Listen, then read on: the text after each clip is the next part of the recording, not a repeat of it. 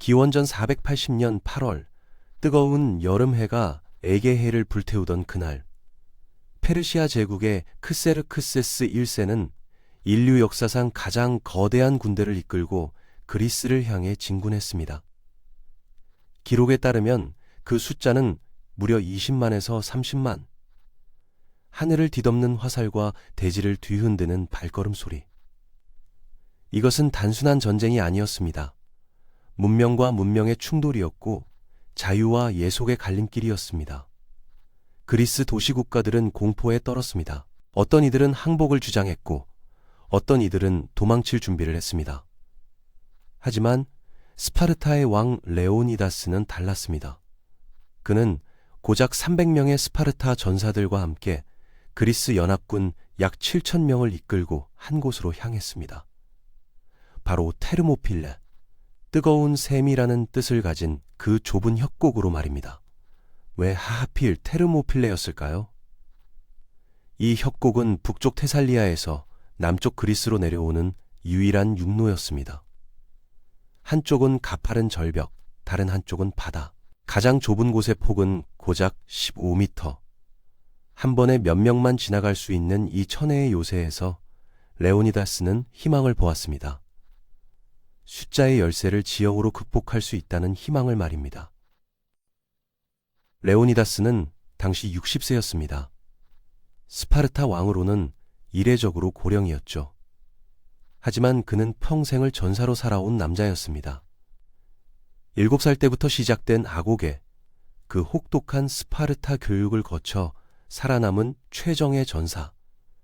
그는 자신과 함께 갈 300명을 직접 선발했습니다. 기준은 단 하나, 아들이 있는 전사여야 한다는 것, 돌아오지 못할 수도 있다는 것을 모두가 알고 있었기 때문입니다. 페르시아 대군이 테르모필레에 도착한 것은 8월 중순이었습니다. 크세르크세스는 황금 옥좌에 앉아 협곡 입구를 바라보았습니다. 그리고 웃음을 터뜨렸습니다. 고작 저 정도 병력으로 자신의 대군을 막을 수 있다고 생각하다니. 그는 사자를 보내 항복을 권유했습니다. 무기를 내려놓으라고 말입니다. 레오니다스의 대답은 짧고 명확했습니다. 몰론 라베, 와서 가져가라. 이 세 음절의 그리스어는 역사에 영원히 새겨졌습니다. 협상은 결렬되었고 크세르크세스는 나흘을 기다렸습니다. 저들이 공포에 질려 도망가기를 바랐던 것입니다. 하지만 스파르타인들은 움직이지 않았습니다. 오히려 그들은 긴 머리를 빗고 운동을 하며 여유를 보였습니다. 5째 날 페르시아의 첫 번째 공격이 시작되었습니다. 메디아와 키시아 부족 전사 수천 명이 협곡으로 밀려들어왔습니다. 좁은 통로에서 그들의 숫자는 아무 의미가 없었습니다. 스파르타의 팔랑크스가 펼쳐졌습니다. 청동방패를 맞댄 견고한 방진. 2미터가 넘는 장창 도리가 일제히 앞을 향했습니다. 충돌이 일어났습니다. 페르시아 전사들은 용맹했지만 스파르타의 전술 앞에서는 무기력했습니다. 가벼운 갑옷과 짧은 무기로는 팔랑크스를 뚫을 수 없었습니다. 좁은 협곡은 순식간에 시체로 가득 찼습니다. 파도처럼 밀려오던 페르시아군은 파도처럼 부서졌습니다. 크세르크세스는 분노했습니다. 그는 자신의 정예부대, 불사부대 10,000명을 투입했습니다. 이름 그대로 죽지 않는 부대. 한 명이 쓰러지면 즉시 다른 병사로 교체되어 항상 10,000명을 유지한다는 전설의 군단. 페르시아 제국 최강의 전사들이었습니다. 하지만 결과는 같았습니다. 아니, 더 처참했습니다. 불사부대는 스파르타의 벽 앞에서 속절없이 무너졌습니다. 헤로도토스의 기록에 따르면 크세르크세스는 옥좌에서 3번이나 벌떡 일어났다고 합니다. 자신의 군대가 학살당하는 모습을 견딜 수 없었던 것입니다. 이틀 동안 전투는 계속되었습니다. 페르시아는 파상 공세를 퍼부었지만 테르모필레는 함락되지 않았습니다. 레오니다스와 그의 전사들은 교대로 싸우며 방어선을 유지했습니다. 그리스 연합군도 용감히 싸웠습니다. 테스피아이와 테베의 병사들도 스파르타인들과 어깨를 나란히 했습니다. 하지만 운명은 배신으로부터 왔습니다. 에피알테스. 그리스인이었던 이 남자는 황금에 눈이 멀어 크세르크세스를 찾아갔습니다. 그는 비밀 산길의 존재를 알려주었습니다. 아노파이아 경로, 산을 넘어 그리스군의 후방으로 우회할 수 있는 길이었습니다.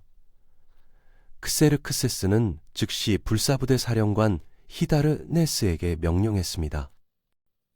밤을 이용해 그 길로 우회하라고.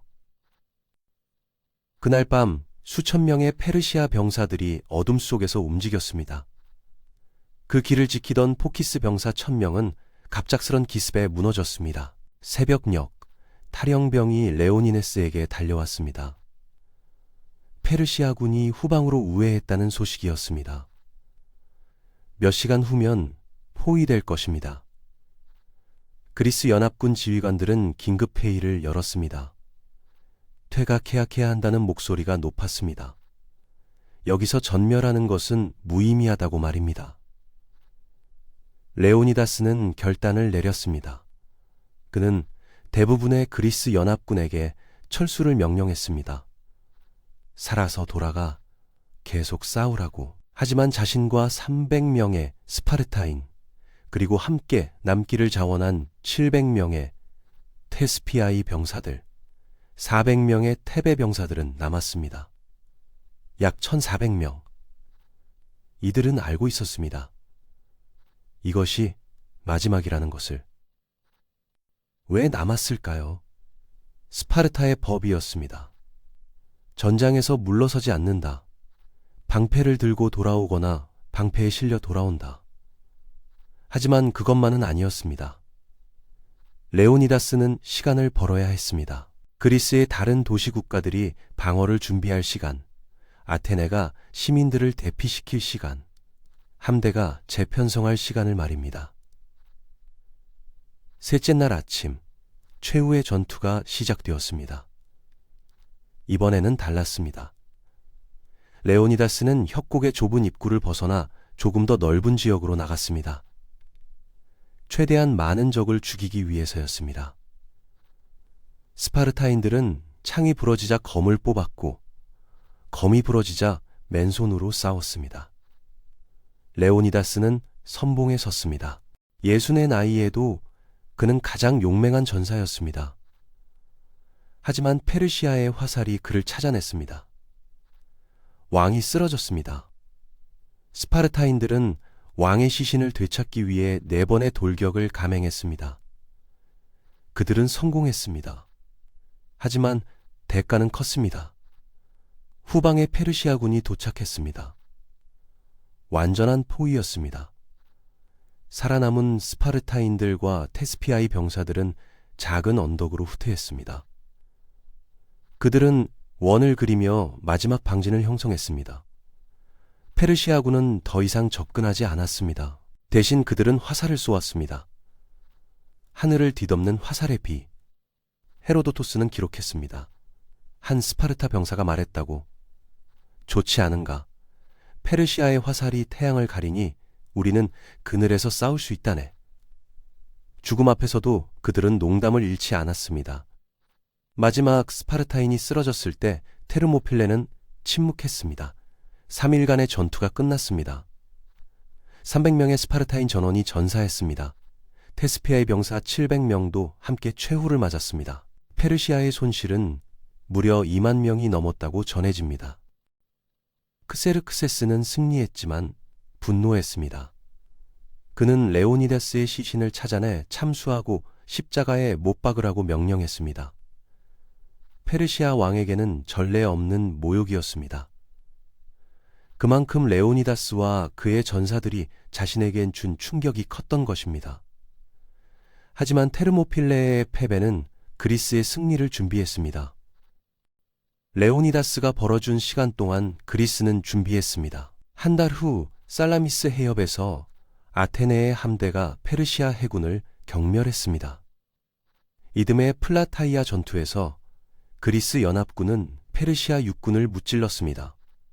크세르크세스는 결국 그리스를 떠나야 했습니다. 전쟁이 끝난 후 그리스인들은 테르모필레에 기념비를 세웠습니다. 시인 시모니데스가 쓴 추모 비문은 지금도 전해집니다. 길 가는 나그네여, 가서 스파르타에 전하라. 우리가 조국의 명령에 복종하여 여기 누워 있다고. 테르모필레는 패배였지만 역사상 가장 영광스러운 패배가 되었습니다. 그것은 자유를 위해, 신념을 위해, 동료를 위해 끝까지 싸운 인간 정신의 승리였습니다. 레오니다스와 300명의 전사들은 죽었지만 그들의 이야기는 2500년이 지난 지금도 살아 있습니다. 오늘날 우리가 민주주의와 자유를 말할 수 있는 것은 그날 테르모필레에서 끝까지 싸운 이들이 있었기 때문입니다. 역사의 위대한 순간들을 계속 만나고 싶으시다면 구독과 좋아요 부탁드립니다.